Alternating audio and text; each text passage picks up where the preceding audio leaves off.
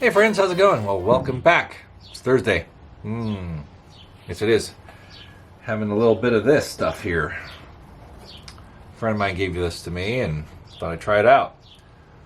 Yeah, Briar Fox, Cornell and Dial. Good stuff. Nice Latakia blend, some Virginians and Orientals, I think.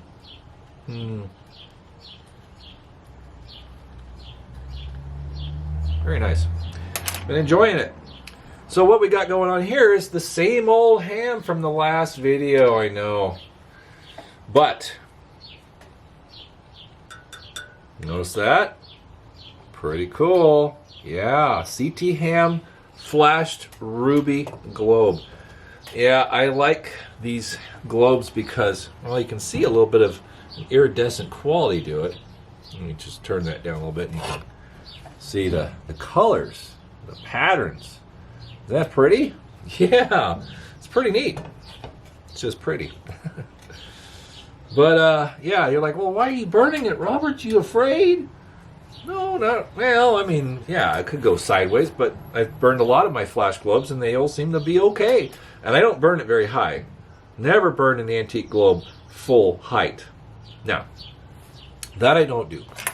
I do not do that. No.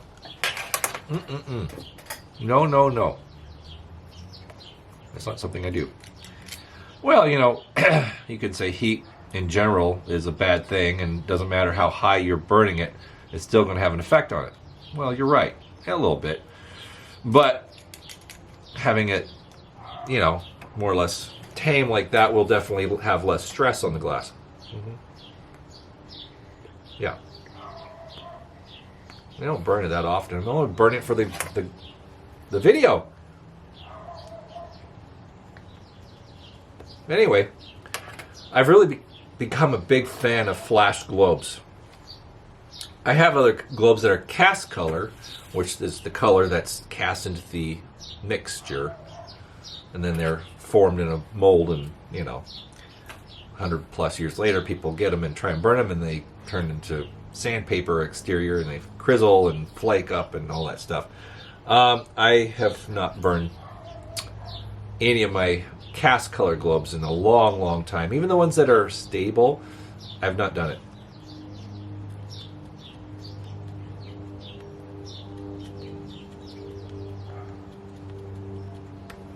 Yeah. Better left alone. That's for sure. Yeah. But this thing is pretty cool. You know, I've really become quite the fan of this particular ham. Now, of course, that can be said because, well, it's a new toy, it's a new edition, and you're going to kind of gravitate to the new thing, right? Well, true. But I've been burning the Victor that I have. The other night I burned my crystal. Been kind of rotating a few things out here and after work, and I come out here and have a puff and burn a lantern and meditate and reflect and unwind with the nice things in life, you know? Yeah. So it's not too bad. But this globe I got from a collector who will remain nameless by request. But it's nice. It's a really nice piece, and I'm glad I got it from him. And it just has that nice, you know, iridescent quality to it. And a lot of the collectors I've associated with like flash globes because they are interesting, and the ingredients and the dyes that they use for the coating on the inside of the globe, not all of them are very stable. So over time they change patterns and they become iridescent and they do different things over the years. So it makes the hobby a little more interesting and a little different in every globe that you find. That's right. It's fun stuff. And this ham, I mean, it really is, it burns great just the way it is. I mean, I will want to turn that smoke bell around a little bit at some point in time, but I mean, it works and it does its job, and it just has a really neat aesthetic to it. It's a nice number 2, circa 1892, 93, somewhere right around there. Yeah, that's a good piece. CT ham lanterns, they're fun. And the early ones are getting even more rare. It's harder to get the early pre-1900 hams now. I'm not seeing them turn up as much because people are now finally getting the joke. And that's the other thing I wanted to talk about today. Is I know I've talked about ham lanterns. Yeah. Just remember I live near a school. You're going to hear kids scream regardless, no matter what. But anyway, ham lanterns. When I got into tubulars again, well, I mean, I liked old lanterns or lanterns in general since I was very young, as I've mentioned before. But it was 2016, 17, right around there, and I wanted a square tube lantern. Yeah. I wanted a 1800 square tube Dietz. And that's something I wanted for a while. And I always saw them, and they were always really expensive for parts, pieces, or rusted out pieces of trash at antique stores. So I get on eBay and I find one, I get one. And then that was it. Snowball. Here we are. Now I have several Victors and several square tube lanterns of different makes and varieties of different price ranges. And then let me tell you, they can get pretty crazy. But when I started getting into the hobby in 2017, 18, right around there, nobody wanted a CT ham lantern. Plenty of people owned them, but you couldn't really sell them for much. I mean, this was... I did have one CT ham lantern at the time before I bought the square tube lantern. It was I found it in an antique store back in 2008 or so in Redlands for like $15. It was a clipper. It was a 1905 era CT ham clipper round tube. Yeah. It's a nice lantern.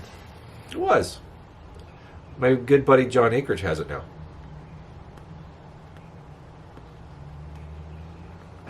Yeah, he likes it and burns great for him. Went back to Redlands. Anyways, I've noticed that when certain collectors get into something and they'll post some of their favorite stuff, it becomes influential. That's right. We kind of are impressed and influenced by other collectors of what they post on social media. And when they have an excitement about something that they just got, then it's kind of infectious, you know?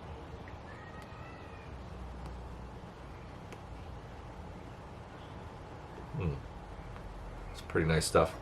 But yeah, you know, for the longest time, for months, I didn't burn this guy. You know? My number 2 ham with the flashed matchless globe. Yeah. This thing I really like. I really like this lantern. I've thought of selling it, but I'm like, heck no. This thing is gorgeous. This is a really nice example. This is a beautiful piece. And somebody was hitting me up the other week, just this week actually, about CT ham lanterns, cold blasts, number 2s, number 1s, whatever. I was like, you know, I need to burn that thing. So last night I came out here, had a cigar, and I burned that CT ham. Nice and low, beautiful, warm, rich, ruby light. Holy cow. Gorgeous. Yeah. Very nice. Very relaxing. But that thing has great aesthetic qualities. Ham made really nice lanterns, and they're very well designed. I like the aesthetics of those lanterns. They're beautiful. They really are. Pre-1900, early 1900s, right around there. Those are my favorite. Cold blast.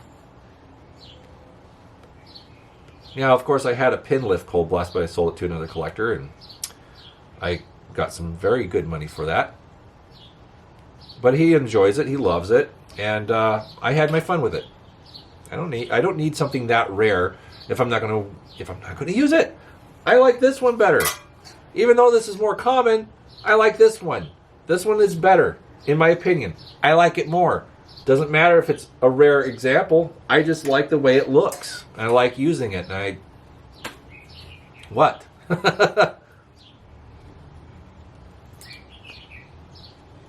Right. So, that being said, it's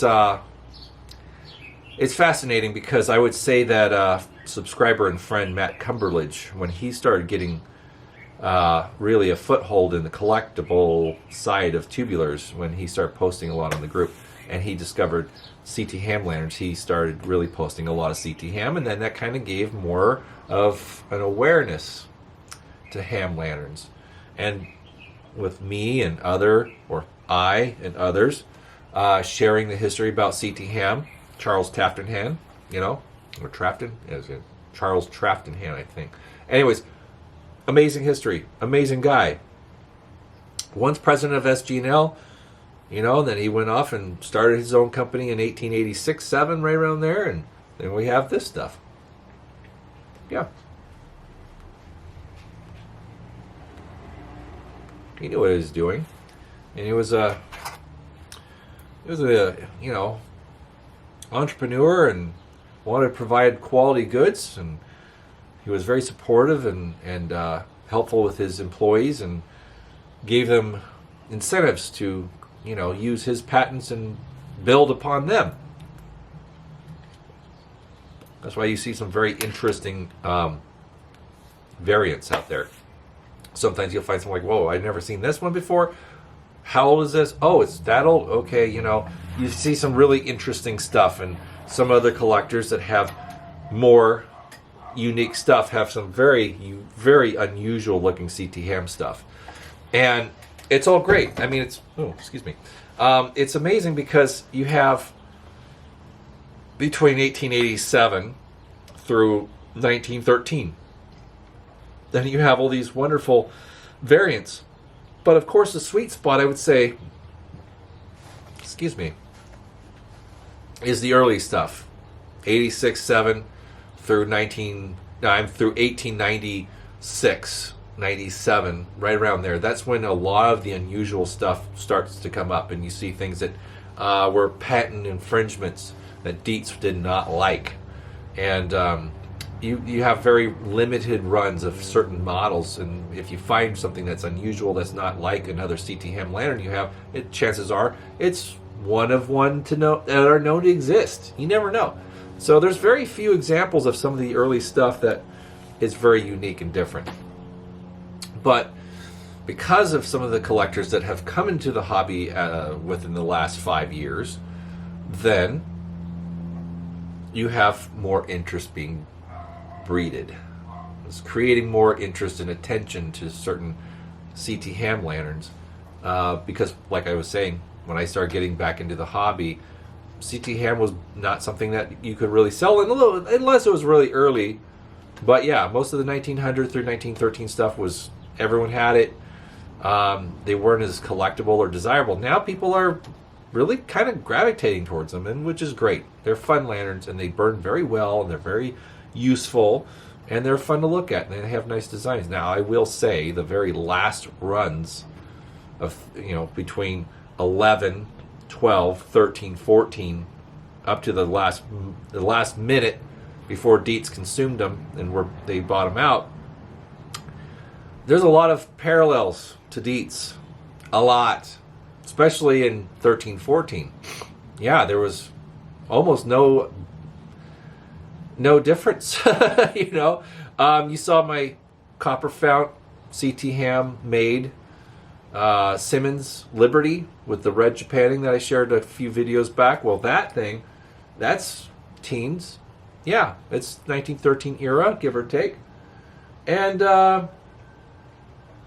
it's a great piece. I love that lantern a lot. But it's branded it's a jobber, but, it has the more stylized, more streamlined looking vents on the baffle and everything. It's not like the other one that I just showed you, but you could see the evolution. And essentially that would be a ham safeguard that was just rebranded for Liberty. But anyhow, it's fascinating stuff to see the little differences, the little minor differences and everything. Yeah, it is. But CT ham, my goodness, there's always a problem here.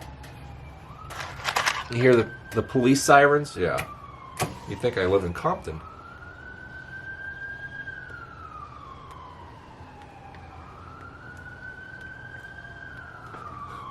Monrovia is a very sleepy town until I make a video. Right? Anyway, ham lanterns have become more popular and more recognized, and people are starting to get a little bit more money for them because they're desirable now. They're a little more, people understand them more. I have my favorites. I love this thing. I love this thing. And I have a little bit of a row up here. I got a number 1. I got a really nice Japan Dash number 2. Same generation as this one. And I got that Simmons Liberty marked one. And I have the number 20. That number 20, those searchlights are really fun. I love those things. I just have the one. That's all I need is just the one. I love that thing. But yeah, they burn great. They're well made. And they'll last forever, practically. Yeah.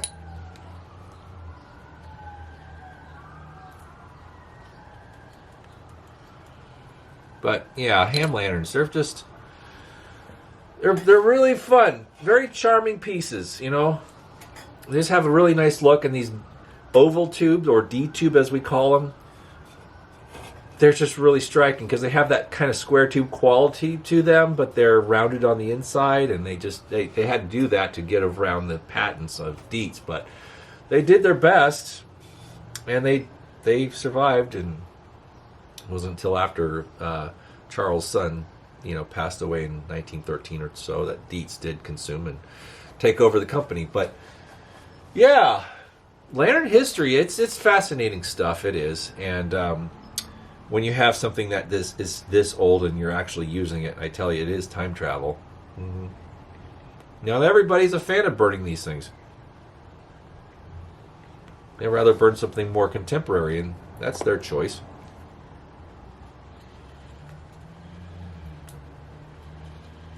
But too often it's happened where a collector will pass on, and the family has really no interest or desire to liquidate the collection, and they just will call a thrift store or somebody and pick it all up and haul it away. Or the kids inherit it and they don't want it, and they don't understand why their father, grandfather, whatever, willed it to them. And then they just will end up selling it regardless. We put a lot of value on things that we like. We do.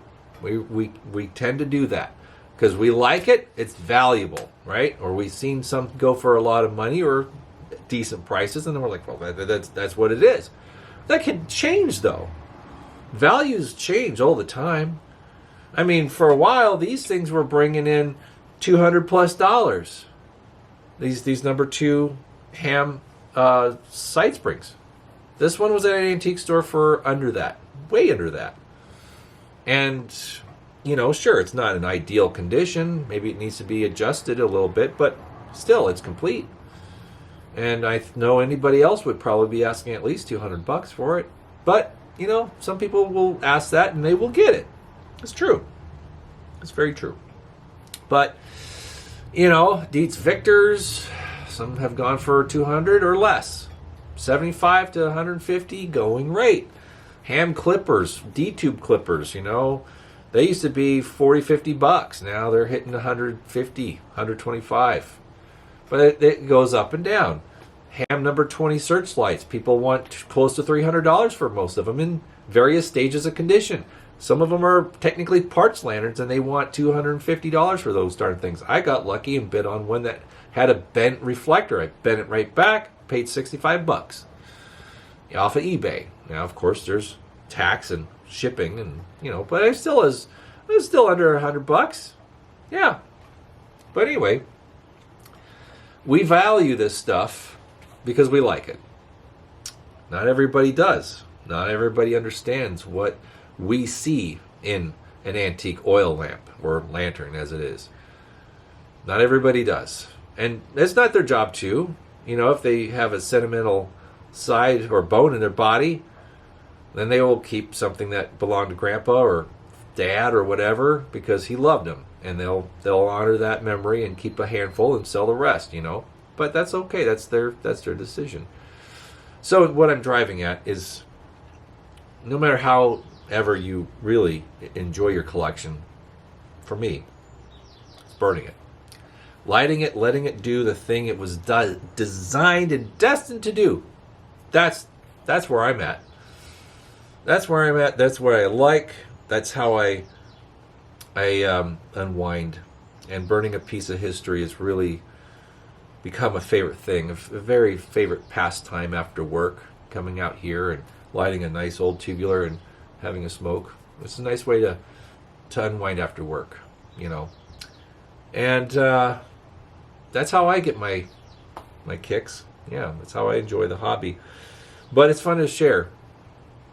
It's really fun to share with all of you guys and enjoy what we all do enjoy. However, I will say this in closing.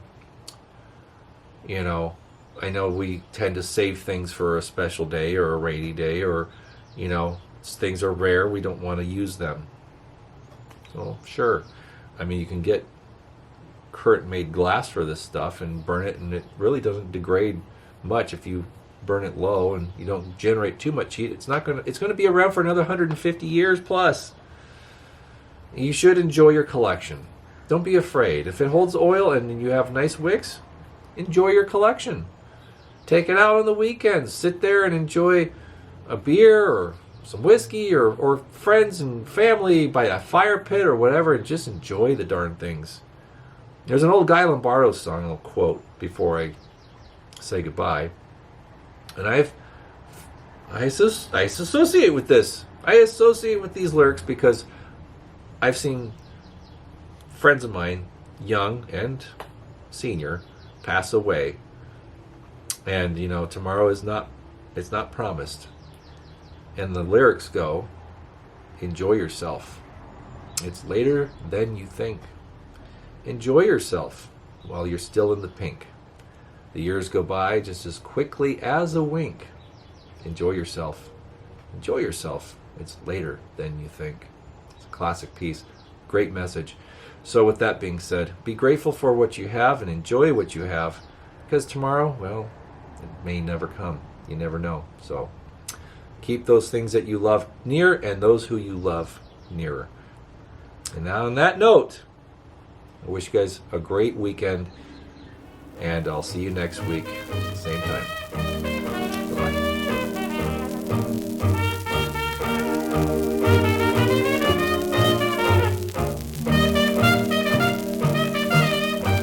Sit, boo-boo, sit. Good dog.